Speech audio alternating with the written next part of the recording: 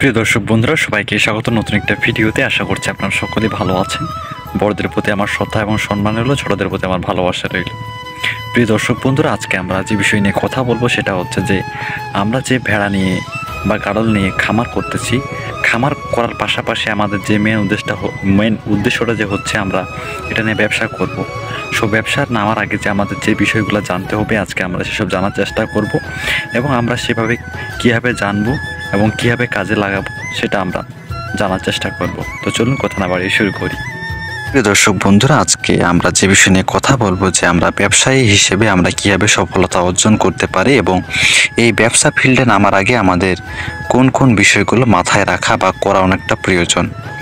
আমরা যেটাকে ভেড়ার খামারও করে থাকি বা এই খামার করাটাকে বইয়ের ভাষায় যেটা বলা হয় সেটা হচ্ছে যে প্রাণী সম্পদ ব্যবসা।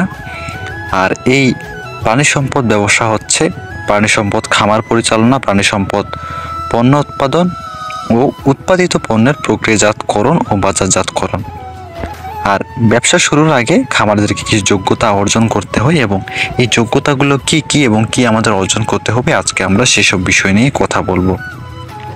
একজন খামারি যে ব্যবসা করতে ইচ্ছা পোষণ করে তাকে সেই ব্যবসার সঙ্গে সম্পর্ক কোনো এক অভিজ্ঞ ব্যবসায়ীর সঙ্গে কিছুদিনের জন্য কাজ করতে হবে।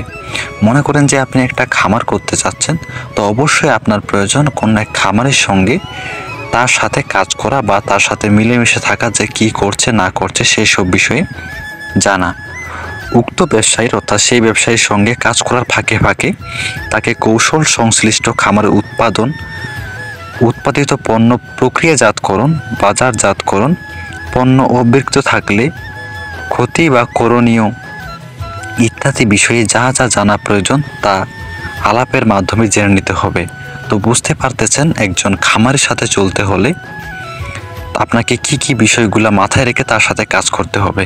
কারণ আপনি এখনও অভিজ্ঞ না, সে একজন অভিজ্ঞ ব্যক্তি, তাকে সম্মান দিয়ে কথা বলতে হবে এবং তার সাথে থেকে আমাদের জানতে হবে যে সে কীভাবে প্রসেসটা করে, কিভাবে একটা পণ্য বা প্রোডাক্ট কীভাবে নিয়ে আসে, কিভাবে ডেলিভারি দেয়, কিভাবে যদি সেটা বিক্রি না হয় সে কীভাবে সেটাকে রাখে, এবং সম্পূর্ণ বিষয়গুলো আমাদেরকে কাজের ফাঁকে ফাঁকে সেগুলো জেনে রাখতে হবে বা জেনে রাখা প্রয়োজন। আর এটা ব্যবসা ক্ষেত্রে আমি অনেকটা প্রয়োজনীয় বলে মনে করি। একজন অভিজ্ঞ ব্যবসায়ীর সঙ্গে কাজ করার সময় তাকে ব্যবসা সংক্রান্ত প্রয়োজনীয় বিষয়গুলো প্রশ্ন করে জেনে নিতে হলে ভয় পেলে চলবে না। তো অবশ্যই আপনাকে নির্ভয়ে সবগুলো প্রশ্ন জিজ্ঞাসা করতে হবে, কেননা ভবিষ্যতে তারাও এ ধরনের এরকম ব্যবসার সঙ্গে সম্পর্ক আবদ্ধ ছিলেন এবং ব্যবসায় সম্পৃক্ত হওয়ার লক্ষ্যে তারা এখনও সেটা করেই যাচ্ছেন।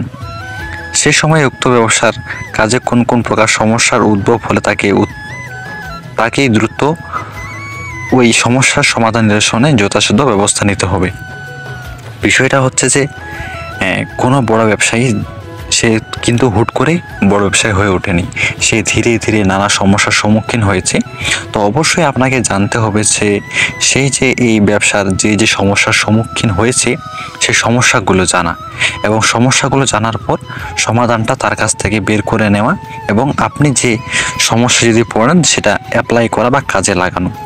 তাহলে বুঝতে পারতেছেন যে ব্যবসায় নামতে গেলে কোন কোন বিষয়ে আমাদের জেনে রাখা প্রয়োজন। আর এই যোগ্যতার অর্জন করার পর আমাদের বেশ কয়েকটি কাজ আছে, যদি আপনারা জানতে চান অবশ্যই কমেন্ট বক্সে জানাবেন, আমি আপনাদের জানানোর চেষ্টা করব। ধন্যবাদ। ভুল হলে কমেন্টসে দেখবেন। দর্শক বন্ধুরা, আমাদের ছোট্ট ভিডিও আপনার ভালো লেগে থাকে আমাদের ছোট্ট চ্যানেলকে সাবস্ক্রাইব করে পাশে থাকবেন এবং পাশে থাকা বেল আইকনটি ক্লিক করে রাখবেন, যাতে করে আমার আপলোড দেওয়া ভিডিও সর্বপ্রথম আপনার কাছে গিয়ে পৌঁছে আপনি দেখতে পারেন। দেখা হচ্ছে নতুন ভিডিওতে নতুন বিষয় নিয়ে। ভালো থাকবেন। ধন্যবাদ।